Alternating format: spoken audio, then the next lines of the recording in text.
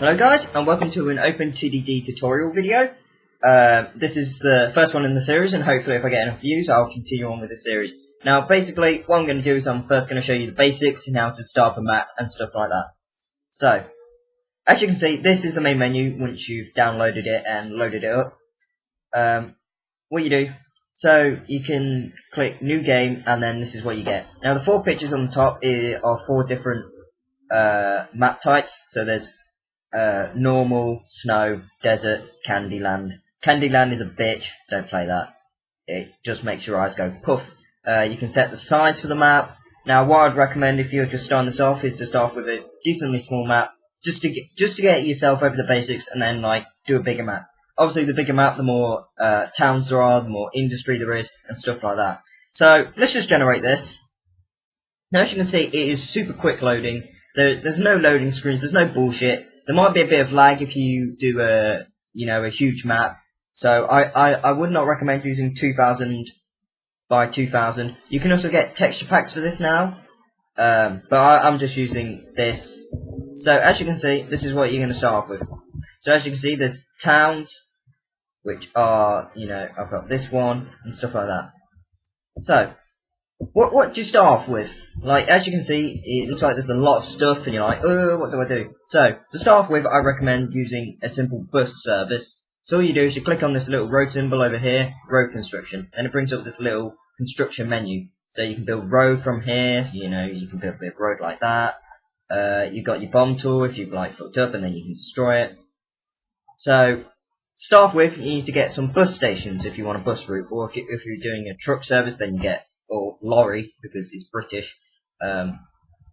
Yeah. Now there's 2 versions of this. They're exactly the same. There's the portable one, and the one that's actually done by the actual company. So what you do is you just plop down 2 stuff wherever you want.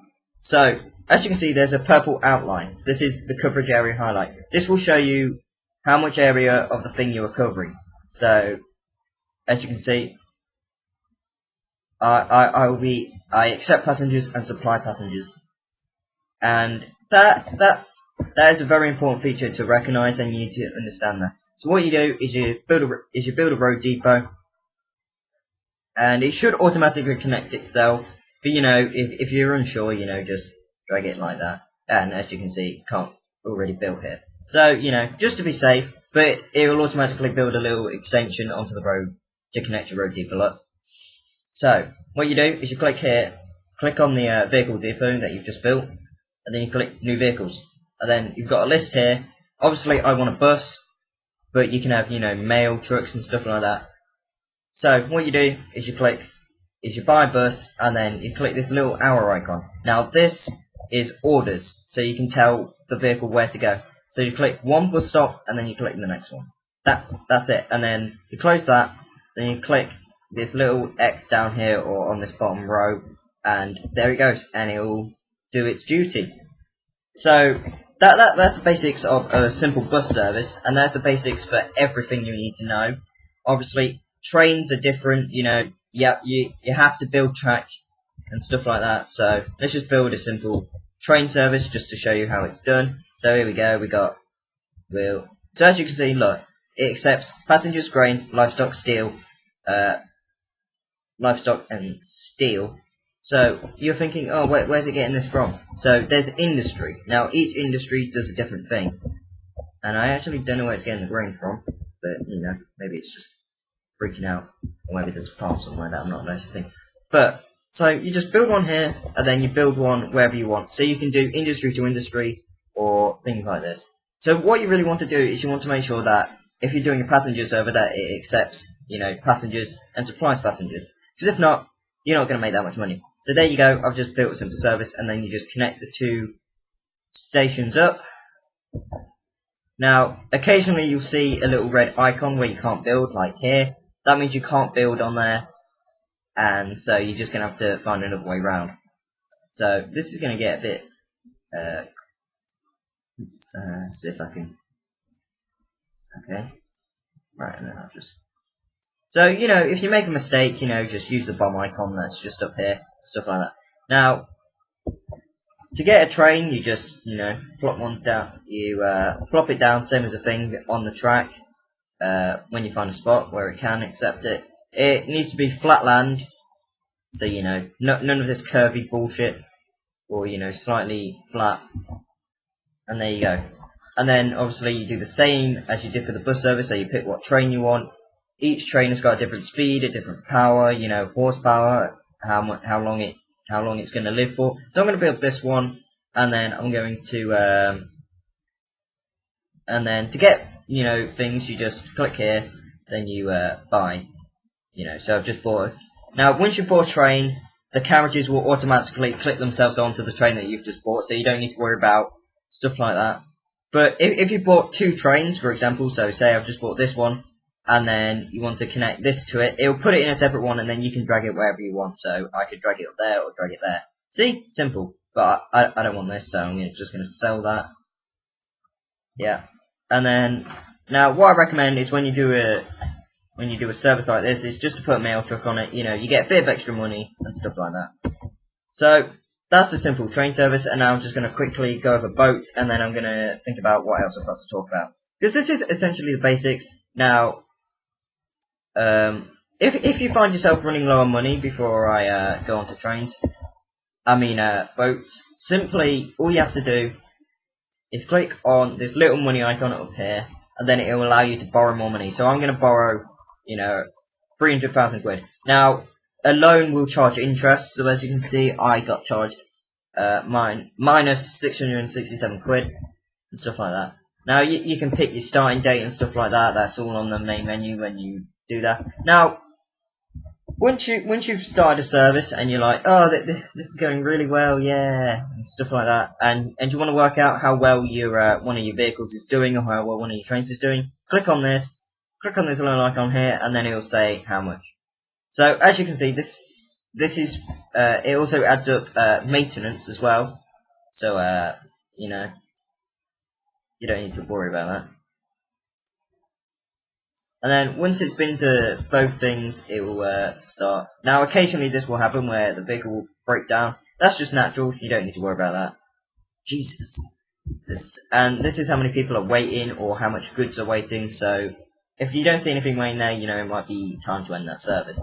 So let's go on to boats. So you click this little water icon next to the road icon, and you click the dock. Now for a dock, you can do, it works exactly the same, except for one difference. You have to build this next to the sea, and it has to be on a land that's sort of like dipped like this. So you see where it's sort of like it goes flat, not one of these, one of these, just here. So it would allow me to build it there, but I'd need to build a canal, and I'm gonna go on that on a later episode. So I'm just gonna build that there. So as you can see, I've got a dock, and I'll build one just here. Now, to get a thing, you build a ship depot. So you plop that down somewhere in the ocean, because boats work on the ocean, if you didn't know. And then you choose what one you want. So I'm just gonna buy a hovercraft. Then all you do is you send it from dock to dock, and that's how simple it is. Now,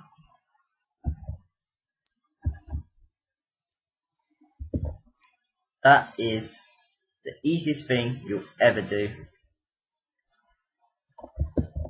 So, and then look, you'll get these little news articles and stuff like that. So let's quickly go over industry.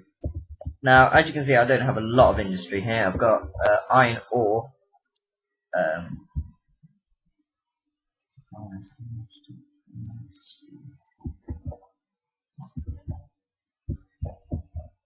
So if you so let's take this oil. Requires oil. Yeah, if you're running what industry or what towns there are, if you click this little thing here, then this is the town dictionary, and then look, it'll tell you how many things there are, and look, it'll say how happy the citizens are. And then if you want industry, click this little icon here, and then industry dictionary, and then it'll tell you what is in the area. So as you can see, I can't actually supply any industries because I've been slightly fucked over. But it happens sometimes. So I can't actually supply anything. I'll talk about how to build, new industries and stuff like that. Stuff that you actually own. But yeah, so that is essentially the basics. I've talked about influence, so you know where that purple little icon is. That's how far it will supply. So the closer it is to a city and the more buildings it covers, the more popular it's going to be. So stuff like that. So where all these skyscrapers are, try to get your influence there. Then you'll get more passengers. Like as you can see from here, I've got 400 people waiting, whereas here I've only got 100. Now, if you see that there's a lot of people waiting, what you can do is you can click here, clone vehicle, and then just click there, and then it's clone the orders, and then you can just send it out. That's how easy it is. I think that is essentially the basics. Let me just quickly go over industry first. Industry works in different ways. So what you have to do is, for example, a power station would need coal. So you just link up a coal mine with a thing. This can be by truck, train, and stuff like that. Obviously, if you're supplying it, then you need like a coal truck or a coal, train thing, a coal carriage, stuff like that. But yeah, I think that's it. I don't want this to go on any much longer because last time I recorded this, it went on for too long and the file size was a gig. I think I've discussed everything that you need to know for the basics, how to get yourself going. I'll go over more advanced stuff, like some of the more advanced options in railway construction, and stuff like that. I will go over that, I promise. So hopefully you give a like to this series. Hopefully I've taught you something, and stuff like that. So see you later. This is part 1, the basics for the OpenTTD tutorial.